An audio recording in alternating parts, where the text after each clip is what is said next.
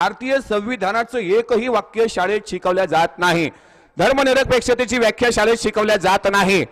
Secularism म्हणजे काय आमच्या मुलांना माहित नाही। म्हणून रविदासांनी म्हटलं होतं, जात पात के फेर में उलझ गए सब लोग, मानुष ताको खाद है रविदास जात का रोग। हे जाती व्यवस्थेचं निर्मूलन करायला, या जाती व्यवस्थेचं उच्चाटन करायला बाबासाहेबांनी बुद्ध अँड हिज धम्म, आणि बाबासाहेबांचा जो बुद्ध आहे तो धर्मानंद कोसंबीच्या 1949 साली धर्मानंद कोसंबी जे बुद्ध तत्ववेत्ते होते त्यांच्या बुद्धाचा अभ्यास करून बाबासाहेब आंबेडकरांनी स्वतंत्र बुद्ध चरित्र लिहिलं, जे या देशातलं वैज्ञानिक बुद्ध चरित्र आहे।